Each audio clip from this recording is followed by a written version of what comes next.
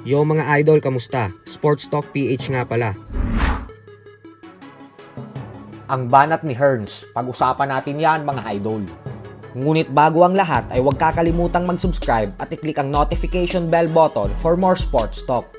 So hindi nga po natin maikakaila na si Tommy Hearns ay isa sa pinakamagaling na boksingero sa buong kasaysayan ng boxing, kung saan nagawa niyang maging 2-time Fighter of the Year winner at maging isang 5-division world champion. Nagretiro ito noong taong 2006, kung saan nakapagtala siya ng 61 wins with 48 knockouts at 5 talo lamang sa kanyang buong professional boxing record. At dahil nga po lumaban siya dati sa 147-pound welterweight division, kaya naman hindi maiwasang mapag-usapan ang fantasy matchup sa pagitan ni Tommy Hearns at ng ating pambansang kamao Manny Pacquiao. At dahil dyan, kaya naman natanong si Hearns sa kanyang interview kung ano sa palagay niya ang mangyayari kung sakaling nagkaabot sila ni Pacquiao sa ibabaw ng lona. Ayon kay Hearns ay aminado daw siya na isang napakagaling na fighter ng ating pambansang kamao. Sa tingin niya umano ay disente naman ang ipapakitang performance sa kanya ni Pacman pag nagtuo sila. Alam niya umano na magiging agresibo si Pacquiao at aatake ito sa kanya nang walang tigil. Subalit dahil umano sa estilong ito ni Pacquiao ay ang siyang magdudulot dito sa isang knockout para sa kanya. Giit ni Hearns na hindi daw siya makikipagsabayan kay Pacman at bagkus magiging technical daw siya dito at aantayin lang na magkamali si Pacquiao at doon niya na umano ibabato ang pamatay niyang counter punch na siyang tatapos sa nag-iisang 8th Division World Champion ng boxing.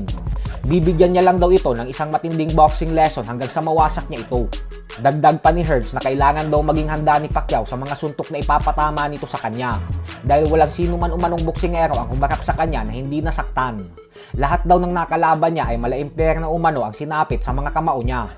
Ganun pa man nga po ay wala naman naging sagot si Pacquiao sa mga birada sa kanya ng boxing legend na ito.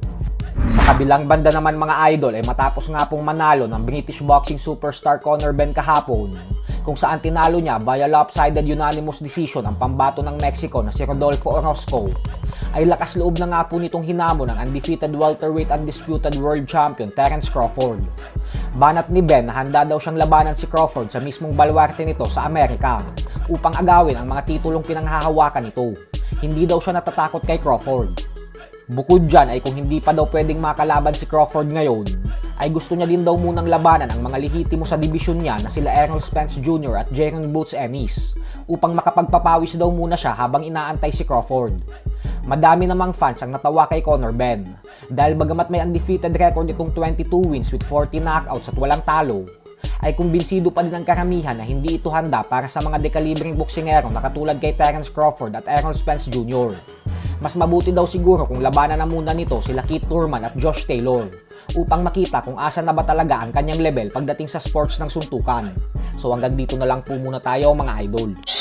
Sports Talk PH, kakaiba ang laban ng mga Pinoy. Lakas at dedikasyon ng armas na tinuon. Kamaong nagbabaga, ang sayo ay babaon. Mga Pinoy na atin